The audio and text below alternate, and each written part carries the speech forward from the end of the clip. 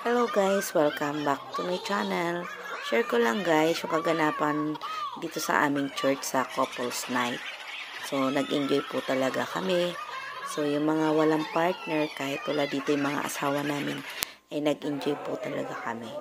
So sana tapusin niyo po itong video ito dahil may kakapulutan po kayong aral about sa mag-asawa.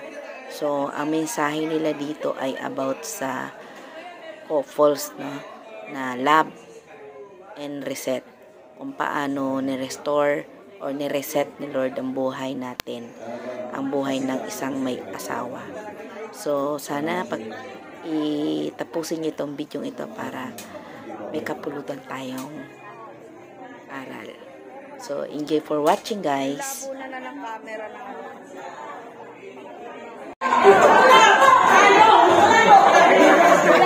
Kailangan lang namin ng limang partner, limang pares. Lima kada group, dalawang group, lima. Kailangan mag-asawa? Mag-asawa talaga dapat. Bawal dito yung magkaiwala yan, kailangan magkaiwala. Mabayan sila. Dito namin malalaman kung talagang sweet pa kayo, kung meron talagang teamwork sa mag-asawa.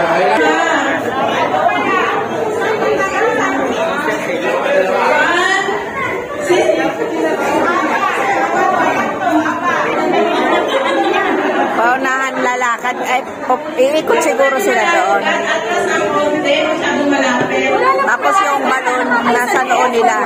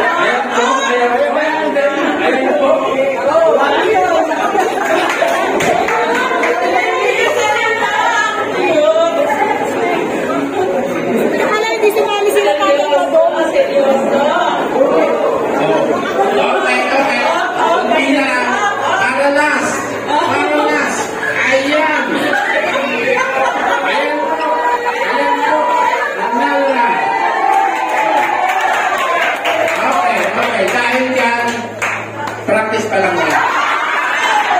Kaya pa lang guys, simula. Ito na talaga, final na to. Ito na, practice pa lang yan. Okay. Kasi masyado yung galina daw, galina pa. Okay. Game na tayo. Game na. Final na. Kailangan kasi naman na. Okay. 1, 2, 3, game!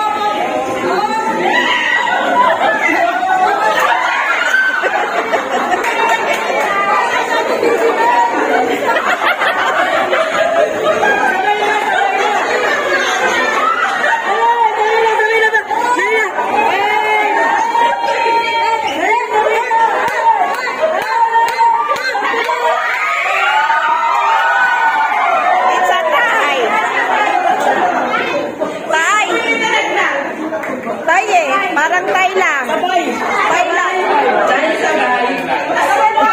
Tayo nanalo. Okay. Next part. Please welcome Mr. and Miss Sis Valero.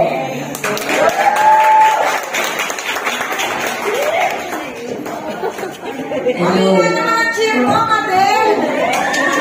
Magandang gabi sa inyong lahat. Nakakaba. Masaya po ba kayong lahat na nakarito kayo at kasama niyo yung mga partner ninyo? How about the singles? Masaya? Amen! I-chill namin ang mga relationship nyo! At tayin nyo yung amin! Ang namin, topic namin is marriage or love reset. Reset, very reset. Isaiah 43 verse 18. Hallelujah. Yan, sa title pa lang, repent, forgive, forget, and start. Meron na agad tayo mabubuong mga, mabubuong idea. Sige. Kala ko bata.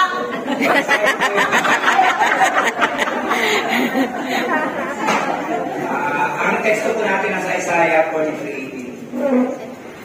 30 minutes na tayo pa. Sige, manatangin na tayo. Dakilang Diyos sa aming Ama na nasa langit, O God, kama kong magpalis ay marapan. Lord, wala kaming kakayanan, Panginoon, kundi kami sasamahan ng iyong banal na Espiritu. Ikaw, Panginoon God, ang manguna.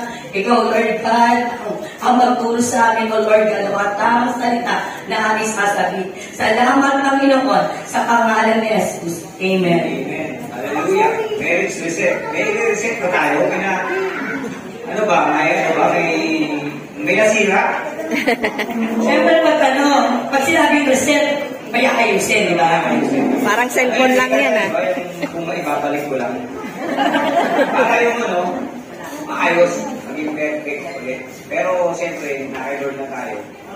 Talagang nagagawa natin na mabuti ang pagiging mag-asawa. Marriage reset. Ito ay isang proseso ng pagbabago o pagsasaayos ng nasirang relasyon. Nasira ba? Ng mag-asawa upang maibalik ang isang malusog at matatag na pundasyon ng kasal na nakabatay ang prinsipyo ng Diyos. So, yun nga, no? Sa namin, sa men's namin, nagtanong si Brother Sai. Ito yung bro. Bro, si Brother Sai. Sabi niya, sino rito yung bago nag-asawa ay may plano? Pero nakakalungkot talaga yung sagot talaga. Alam niyo yung sagot? Nakakalungkot. Karamihan talaga nang hindi nakakilala sa Panginoon. Noon bago nag-asawa, wala talaga siyang goal. Walang plano. Walang plano yun ang karamihan sagot ng mga tatay. Ilan lang yung sinasabi na, may plano sila. Pero yun nga, sa kabutihan nga ng Panginoon, yun nga, pinagkaloob sa atin ng Panginoon na tayo pinili. So yun, sa mga single, na huwag kayo malulungkot kasi Hindi kami malungkot. siyempre, Masaya kami para sa inyo. kaya mabuti na rin ang Panginoon sa atin kasi napaka-espesyal natin sa Panginoon. Kasi tayo pa lang, kung sinilang tayo, napansin ko simula nung pinata tayo, wala pa tayo partner, hindi pa namin nakikilala yung Panginoon, pero naging masaya tayo. Kasi buhay tayo. Kung nakilala natin yung Panginoon, mas lalo tayong naging masaya. Kung nakilala natin yung Panginoon. So, hindi pa rin yun, hindi pa tapos ang Panginoon sa atin. Binigyan pa tayo ng partner. 1 plus 1 plus 1. 1 plus 1 plus 1, ha? Ayos nga. Kung parang ice cream, eh. 3 in 1 yun. 1 plus 1 plus 1, parang yun na yun, ah. Alam mo naman sila? Masaya ba sila? No. Masaya ba talaga kayo sa nakakasawa niyo? Oo naman. Ikaw tatanungin namin!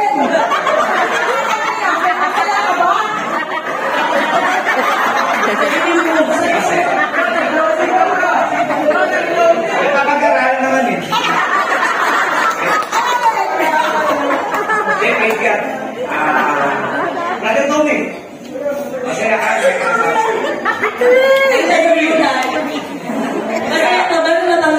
Nay Rita?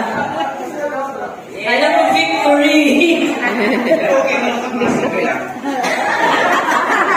Kasi, sometimes, being alone, become closer to God. Oh, di ba? Being alone. Kumbaga, talagang mas lalo kayo makapalapit sa Panginoon. Wala ko sinabi na huwag na kayo mag-asawa. Kasi, sinabi ka sa ano, sa...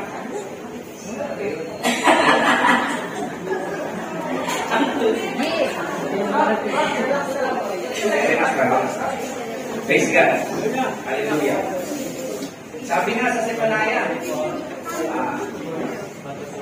ang Panginoon mong Diyos ay nasa gitna mo. Na makapangyarihan na maliligtas, siya ay nagagalak. Dahil sa iyo, ay kagalakan. Siya ay magkalinga sa kanyang pag-ibig, siya ay nagagalak sa iyo na may pag-awit. So, ang Panginoon pala, hindi pala ito nagagalak kapag hindi tayo masaya. Kailangan talaga sa lahat ng mga respeto sa pagiging mag-asawa, hindi nga sinasabi nga na yung reset, karamihan ng iba talaga, nare-reset eh. Yung computer, nare-reset nila. So, yun nga, ang Panginoon ay napakabuti sa atin at lagi tayong inaayos. Sa pagre-reset natin, nagkakaroon tayo ng kaliwanagan. Nagkakaroon tayo ng goal, although wala tayong goal nung una. Naging mag-asawa. Wala tayong goal nung una, pero unti-unti, praise God, na habang lumalalim tayo sa pananampalataya sa Panginoon, nagkakaroon tayo ng kaliwanagan at nagkakaroon tayo ng kaayusan ng buhay natin sa pagkilala natin sa Panginoon. Gawin natin sentro ang Panginoon sa buhay natin. Huwag tayo papatay-patay.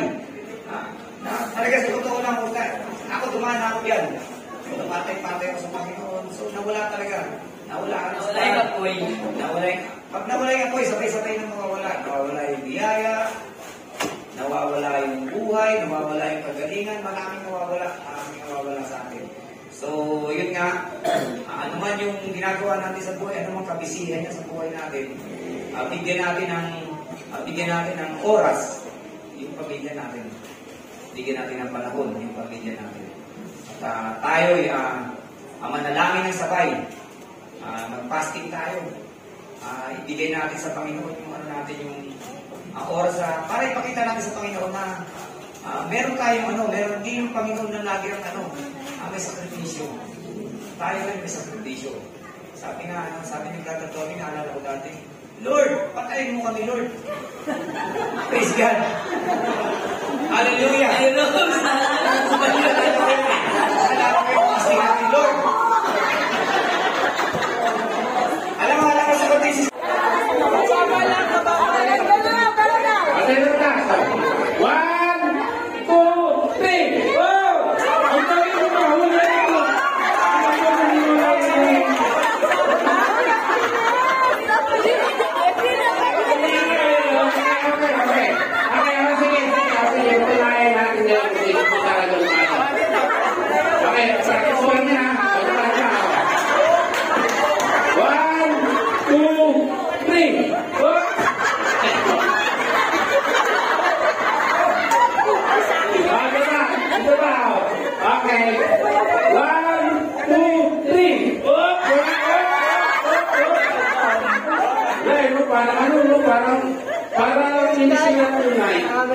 Parang hindi sila tunay na nagmamahalan, no? Okay.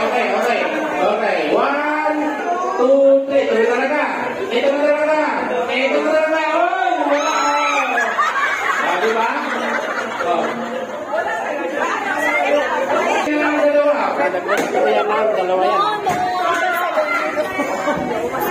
Dalawa to, dalawa. Kailangan mahuli yung dalawa yan. 1, 2, 3.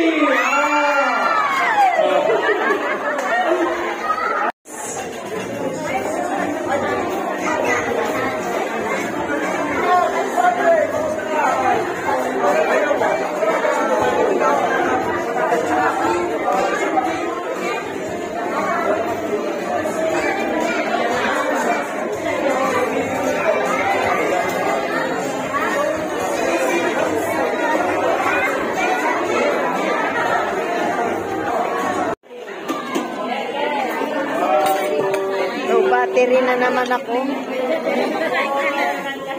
Low battery. Kain tayo, guys. Okay, pansit, barbecue, and rice. Kain na na.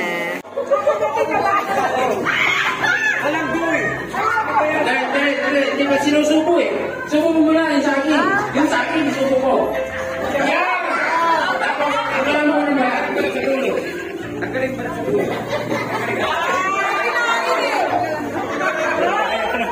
Teka, kaya sa akin, nabawasan na eh. Teka, nabawasan eh. Isang buho. Teka. Nabawasan na.